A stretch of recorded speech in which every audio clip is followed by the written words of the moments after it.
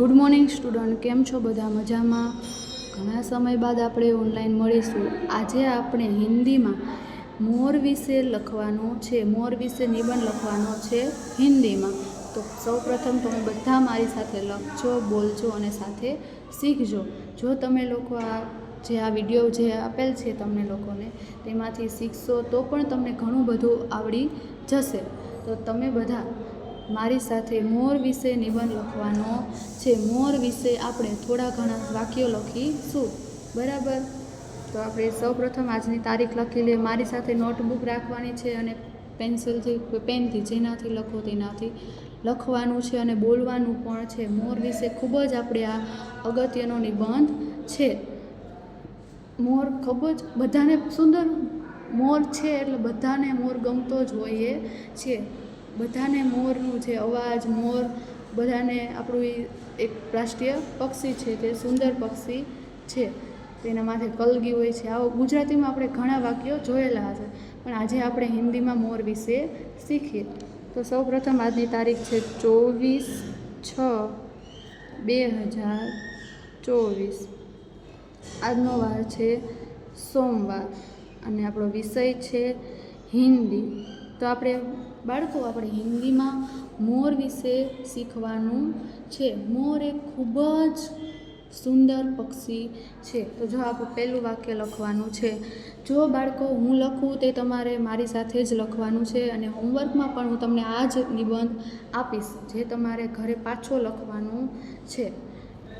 જો પહેલું વાક્ય છે મોર भारत का, मोर भारत का राष्ट्रीय पक्षी है. जो આપણે હિન્દીમાં લખવાનું છે, બરાબર? મોર ભારત કા રાષ્ટ્રીય પક્ષી હે. ત્યારબાદ મોર सबसे सुंदर पक्षी है. મેં કીધું હતું ને, મોર એક કેવું પક્ષી છે? સુંદર. તે આપણું રાષ્ટ્રીય પક્ષી છે. રાષ્ટ્રીય પક્ષી કોને કહેવામાં આવે છે? તો કે મોરને. આપણું ત્રીજું વાક્ય છે મોર કે पंख रंग बिरंगे होते हैं. જો મોર વિશે હું તમને થોડાક વાક્યો લખાવીશ, તમે ધ્યાનથી સાંભળજો. મોર ભારત કા રાષ્ટ્રીય પક્ષી હે. મોર ભારતનું રાષ્ટ્રીય પક્ષી છે. મોર સબસે સુંદર પક્ષી હે. મોર બધાથી સુંદર પક્ષી છે. મોર કે પંખ રંગબિરંગે હોતે હે. મોરની પાંખ રંગબેરંગી હોય છે. ત્યારબાદ આપણું ચોથું વાક્ય છે. વિદ્યાર્થી મિત્રો, તમે ધ્યાનથી સાંભળજો અને લખજો. मोर के सिर पर कलगी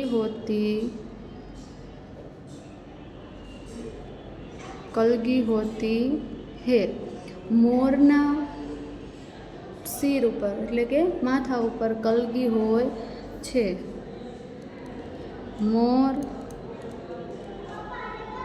બાદલો को देखकर खुश होता है. આનું ગુજરાતી આપણે થોડી વારમાં જોશું. પહેલાં તમે મારી સાથે વાક્ય લખો.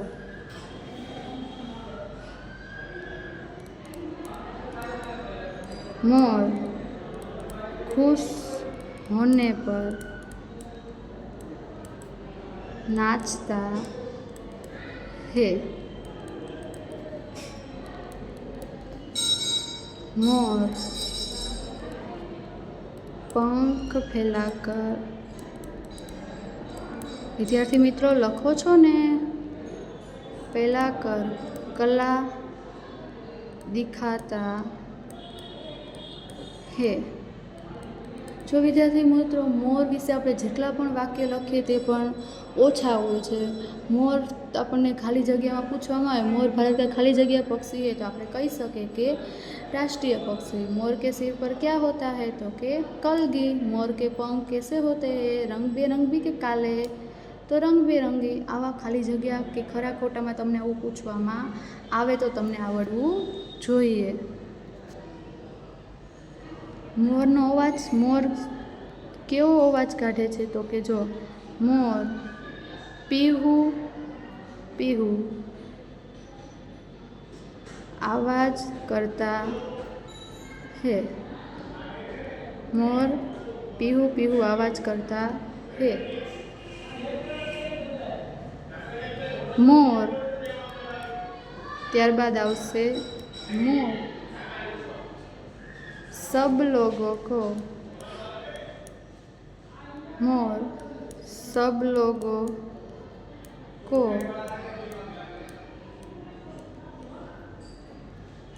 प्रिय लगता है।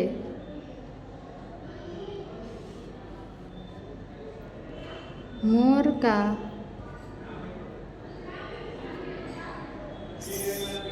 शरीर भारी होता है। मोर बहुत ऊंचे तक उड़ नहीं सकता।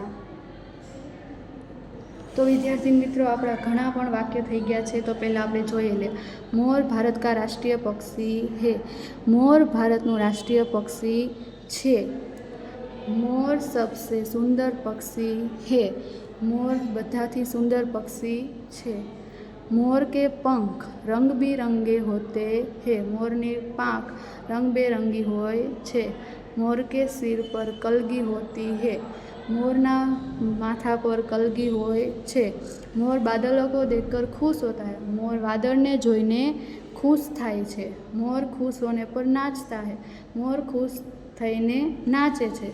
मोर पंख फैलाकर कला दिखाता है। मोर पांख जोईने तेनी कड़ा देखाड़े छे। मोर पीहू पीहू आवाज करता है। मोर तेनो अवाज केवो होय छे पीहू पीहू। मोर सब लोगों को प्रिय लगता है। मोर बधाने प्रिय लागे छे। मोर का शरीर भारी होता है। मोरनो वजन केवो होय छे खूब वधारे होय छे। मोर बहुत ऊंचे तक उड़ नहीं सकता। तो आपणा वाक्य छे 1 2 3 4 5 6 7 8 10 11। आपणा 11 वाक्य थई गया। तो विद्यार्थी मित्रों આપણે એક આદર્શ બાળક વિશે જોશું થોડું।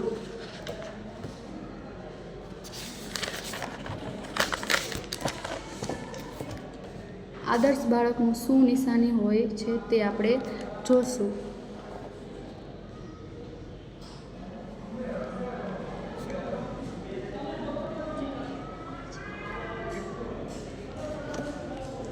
આદર્શ બાળકનું શું એક નિશાની હોય છે તે આપણે જોઈએ। तो जो पवन एक अच्छा लड़का है। पवन एक अच्छा लड़का है। पवन एक सारो छोकरो छे। आदर्श बाळक एटले કે જેનામાં એવા ગુણ હોય છે જે ખૂબ જ સંસ્કારી હોય છે। તે સવારે વહેલો ઉઠીને નાહી ધોઈને બ્રશ કરે છે, માતા પિતાને પગે લાગવું, સ્વચ્છ કપડાં પહેરવા, રોજ વાંચવું લખવું, લેસન કરવું, નિશાળે જવું, ગુરુજીને પગે લાગવું, બધાની સાથે મળી જોડીને રહેવું। પવન એક એવો વ્યક્તિ છે જે હંમેશા સાચું બોલે છે। પવન વિશે આપણે એક છોકરાનું નામ છે, તમે કોઈ પણ વાક્ય લઈ લો। પવન અને આપણે માતા પિતાને જે પગે લાગે આપણે શું છે એક સારા વિચાર છે। આવી જ રીતે એક બીજું વાક્ય જોઈએ। વહ સુબહ જલ્દી उठता है।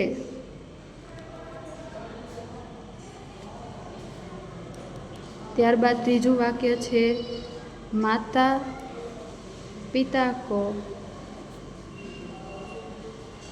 પ્રણામ કરતા હૈ।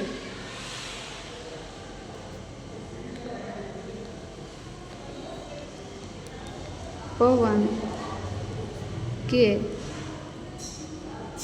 दांत चमकीले सफ़ेद है।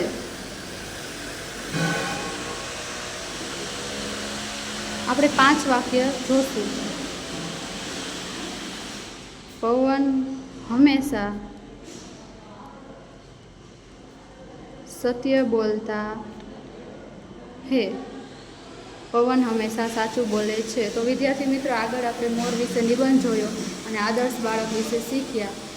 તો આજે આપણે આ વિડીયોને અહીં જ પૂર્ણ કરીએ છીએ અને તમારું આજનું હોમવર્ક છે આદર્શ બાળક વિશે લખાવેલ